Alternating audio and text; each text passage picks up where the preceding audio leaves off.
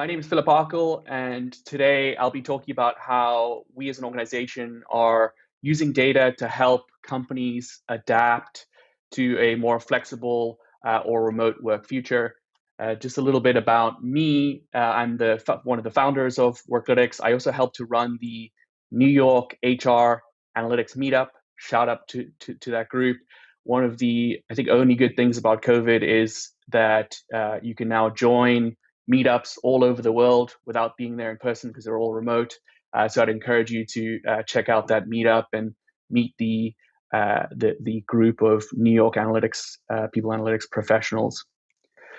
Just a little bit about Worklytics and what we do as an organization. So we're focused on people analytics and helping people analytics teams both ethically and securely access productivity data from over 25 common productivity tools.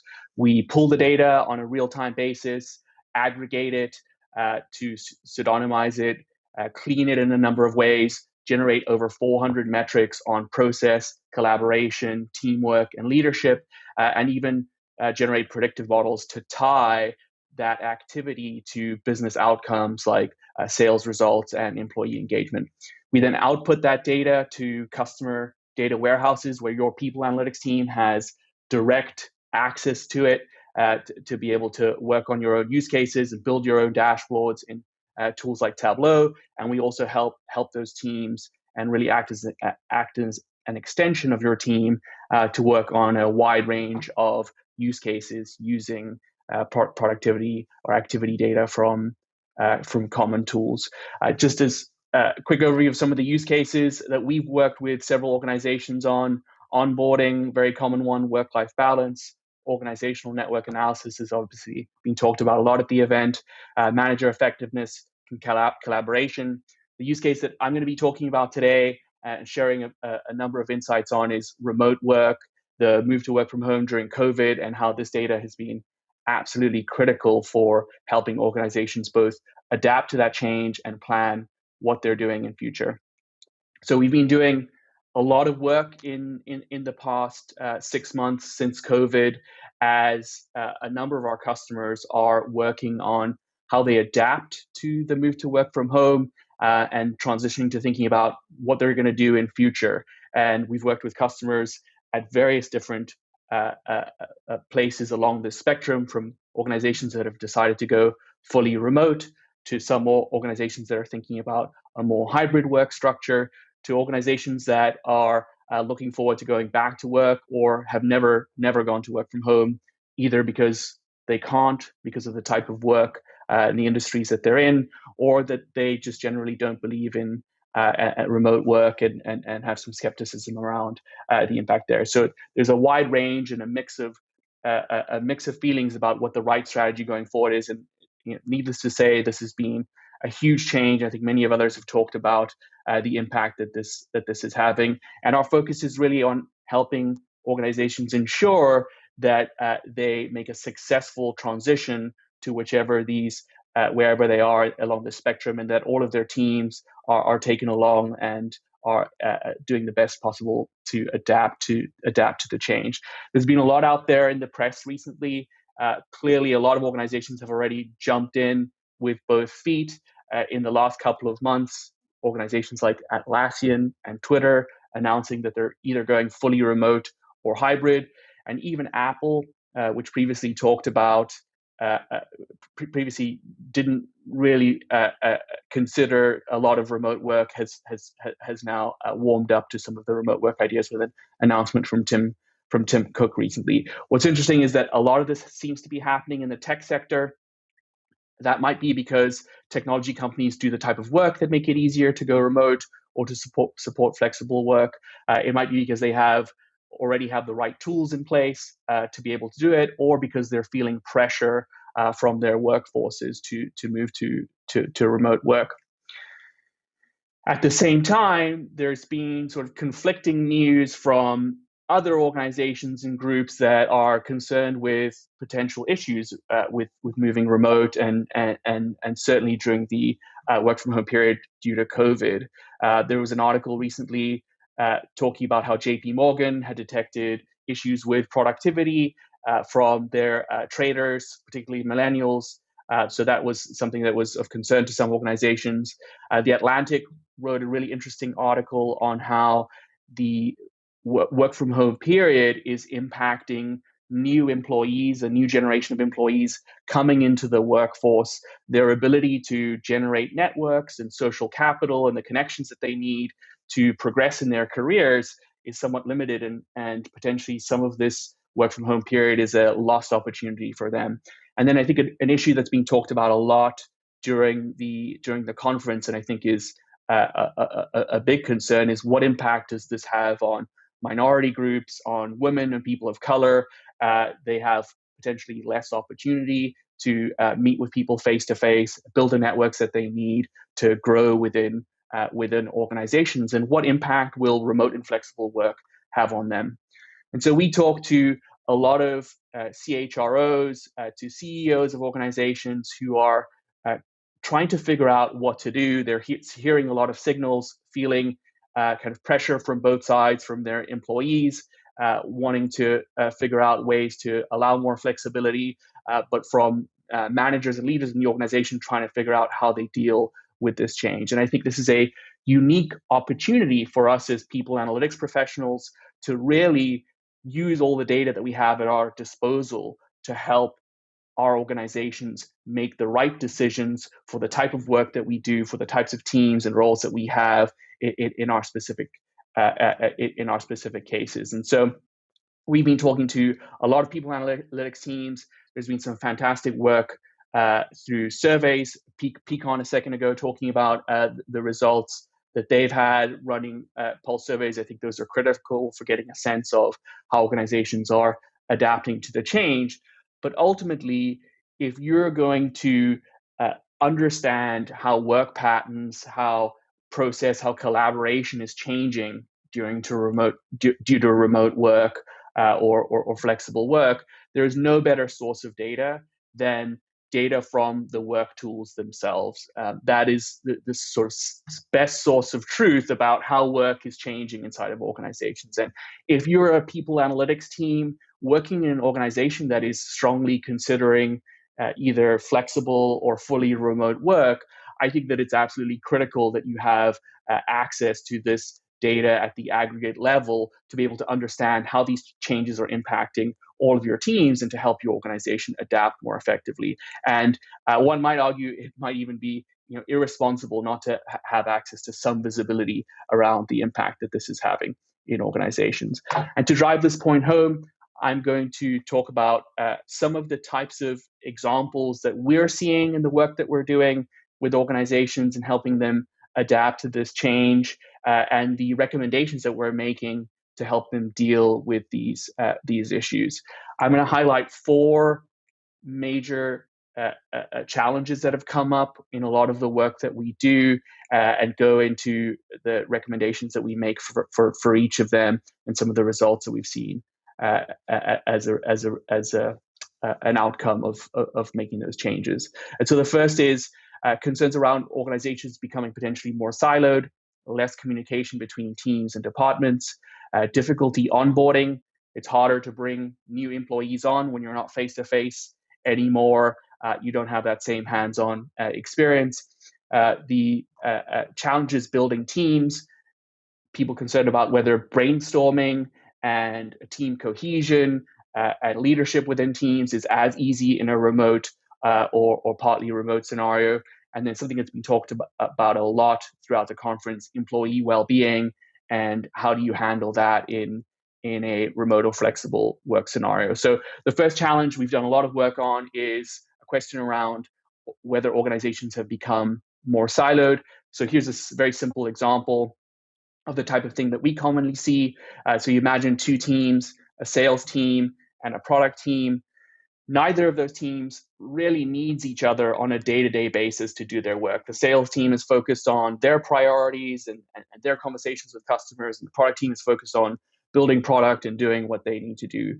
But ultimately, for both of them to do a good job and to excel, they do need to have a sense of what the priorities are on either side. The product team needs to know what the barriers are for sales, what customers are saying. that information has to flow, and vice versa to the product side. The sales team needs to know what the product team is doing so that they can talk to customers about that change. So one of the concerns during the move to work from home in the short term, and if you go remote in the long term, is what impact is that going to have on cross-department, cross-functional, cross-team collaboration? Is there going to be sort of a siloing of these different departments because there's less face-to-face interaction, there's less serendipitous collaboration that happens in the hallways, at the water cooler, at lunch, etc.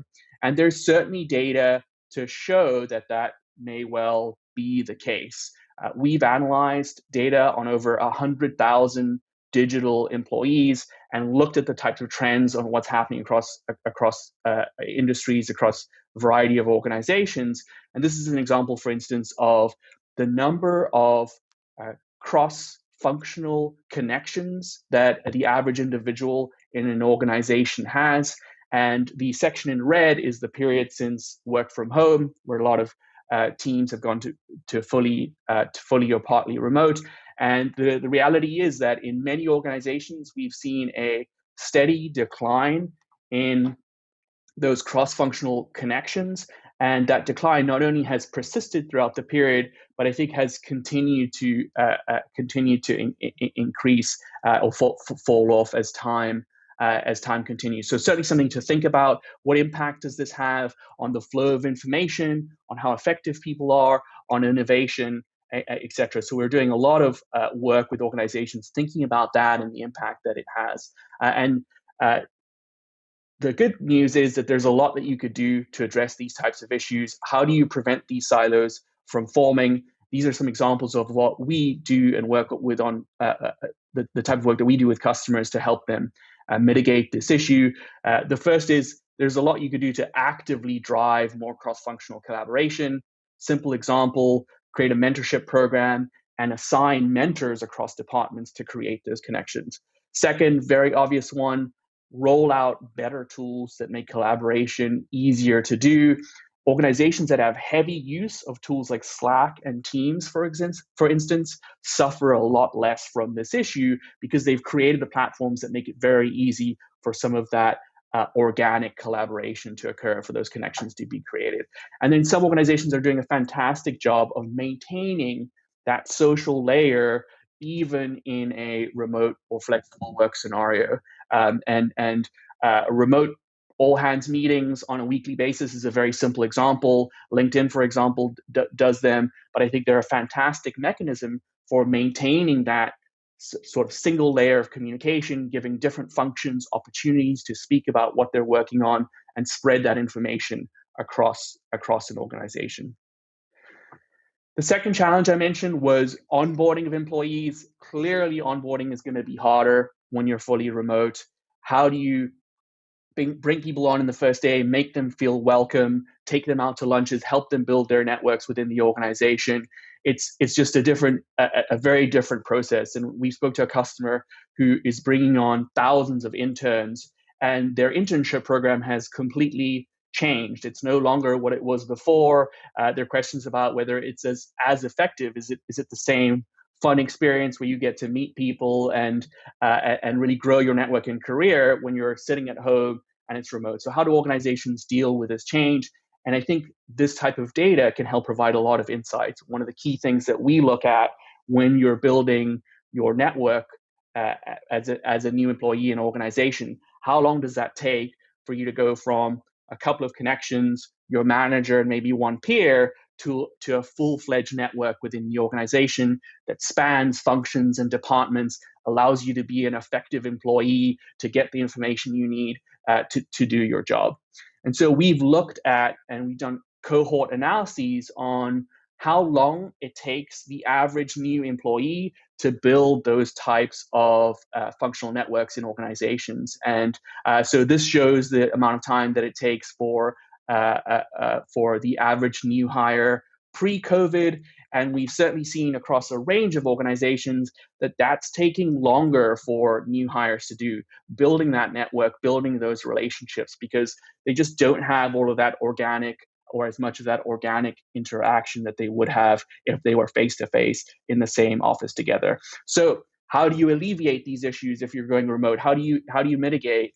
I think the first step is that if you are thinking about going remote, social ramp rate or social ramp time is a critical metric that you should be thinking about to track it. You've lost visibility on whether people are building their networks and being integrated into the org. You need some metric to try to track it. And then once you're able to track what that building of those networks looks like, there are a number of interventions that you can do to ensure that ramp time speeds up. And we're working with a customer who, for instance, is using data on networks to automatically create introductory meetings and put them in people's calendars in the first 2 to 3 weeks so that they meet all of the right influencers and substantially speed up the building of their network inside of the organization.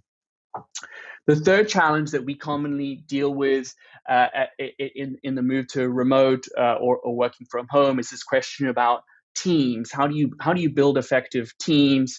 How do you get a good cohesive team experience going? And a lot of companies that we've spoken to have run surveys to ask teams about what are typical issues. I think common questions that come up are things like difficulty maintaining focus on priorities, lots of conflicting things going on, challenges having effective brainstorming. Brainstorming in person is a very different thing from brainstorming remotely. How do you build that same great experience? And then for distributed teams, ensuring that you have overlap in the time that you're working so that people are connected and can collaborate in real time together for enough of the day. So a little bit about how we've tackled these challenges using this data. For one, during the move to work from home, we've seen a huge spikes in meetings, in chat, in email. This graph shows a spike in recurring meetings. So one of the things that's happened during work from home is a lot more people are doing daily, bi-weekly, quarterly, fortnightly, monthly recurring meetings to take the place of catch-up conversations that people would have inside of the office, ensure there's that flow of information, sharing of priorities, etc. The challenge is that while those meetings are great and they ensure the flow of information, they also take up a lot of space in people's calendars and can make it difficult for you, if you're an individual contributor, to get work done. And so one of the analyses that we look at in remote teams and in teams that have moved to work from home is what impact is all of this rise in digital collaboration having on teams' ability to focus. And here's a quick example. We look at the schedule at a group level for a team. In theory, they have lots of time to get work done, and as individuals to find that 2 hours of uninterrupted time. But you throw in email, you throw in tools like Slack and Teams that send a lot of push notifications directly to your phone, so it can be particularly impactful in terms of interruptions. You throw in all of these new recurring meetings, and ultimately what ends up happening is people get pulled in all directions.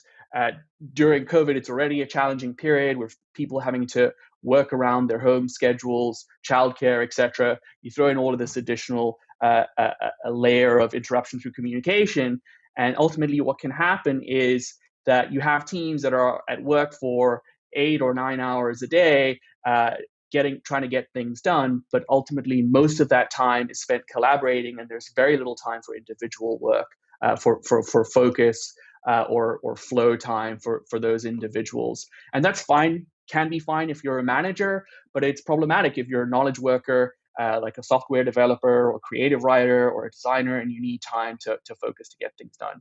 And we've certainly, across a wide range of industries and organizations, seen a steady fall in that focus time as collaboration has risen from teams having as much as 5 or 6 hours per day for individual focus time to that going down to almost 3 hours a day, or almost a 50% decrease in people's ability to do individual focused work. So that metric helps organizations understand the impact of these changes and the trade-off of keeping communication layers flowing, but allowing people for that time to get focused work done. And a key part of that, and understanding the impact of that is looking at how different tools are being used, whether they're being used effectively or not, and the impact that they have. And so we've done a lot of work recently looking at tools like Zoom.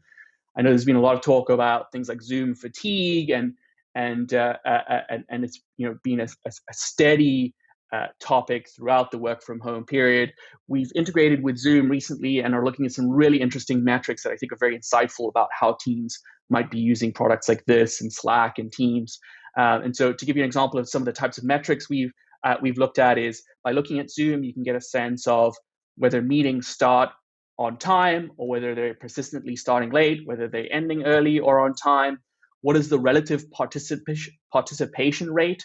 So at an anonymized level, are senior leaders talking for 80% of the time in meetings and not allowing for other people to participate? Is video on or off? Are people seeing each other face to face, or is it more voice communication? Are there video quality or audio issues?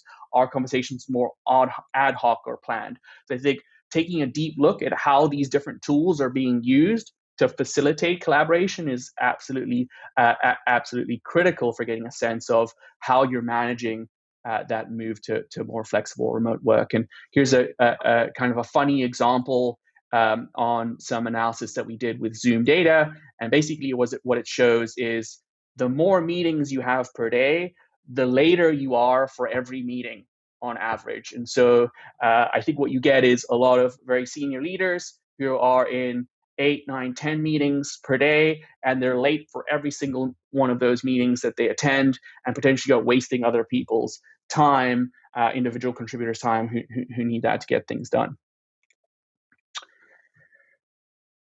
One of the other challenges that teams face, and particularly distributed teams, is how they find enough overlap to get work done during the day and to collaborate in real time. I think one of the great things about working from home is that it puts people wherever they are in the globe on somewhat equal footing. So you can have a team that is shared across Asia, Europe, the East Coast and West Coast of the United States, for instance, with multiple members working together on the same footing.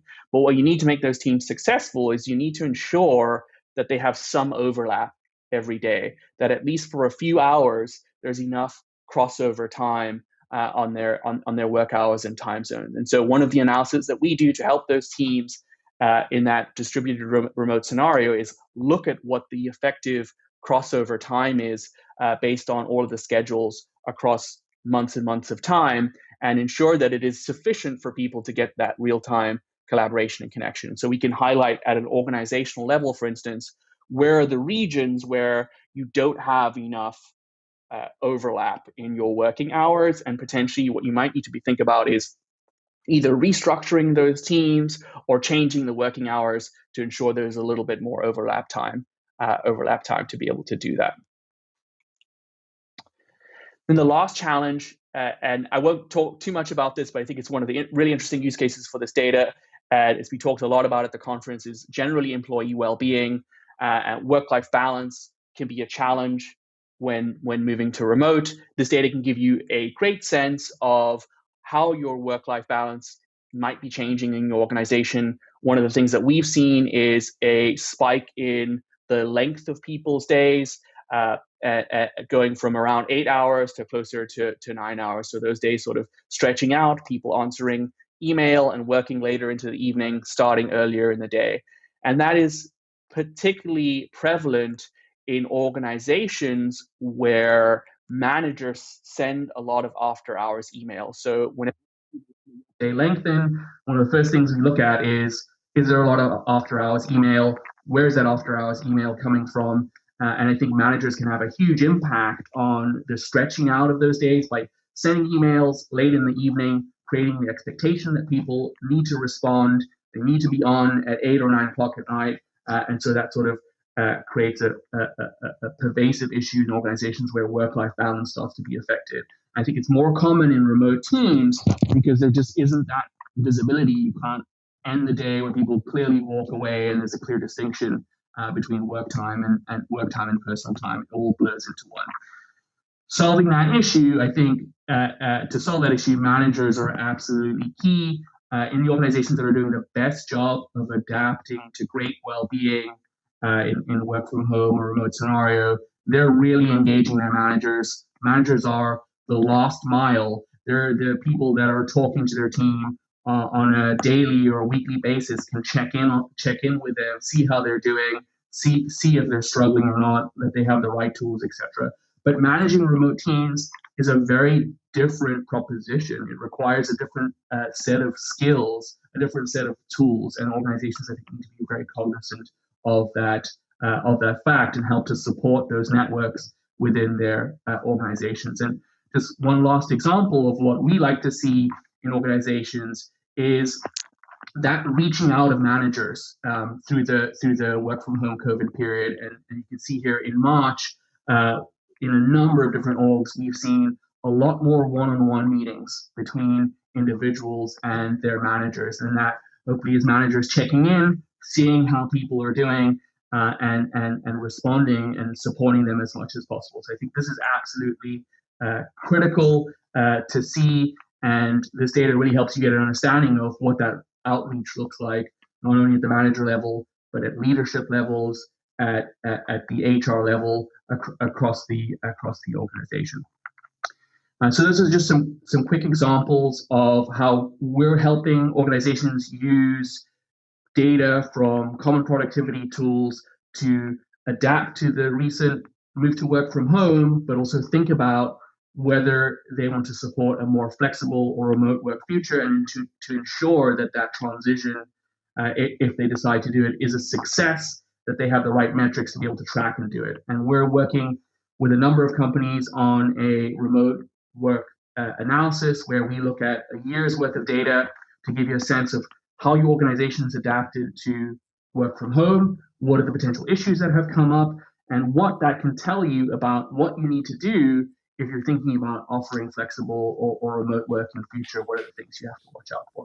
If you're interested in taking a look at more of these insights or learning about the specific metrics that we've generated to help provide these insights for organizations, feel free to come to our booth and chat to us. We'd love to show you some examples, or happy to schedule a demo. And that's it for my presentation today. Happy to answer any questions.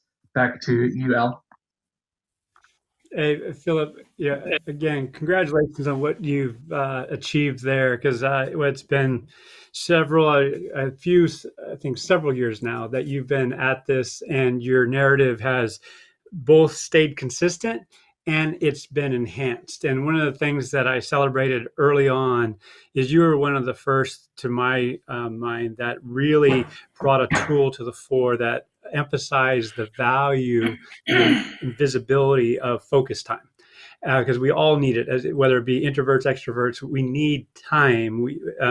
A coach and I, a good friend, we talk about temporal intelligence, the wise use of time.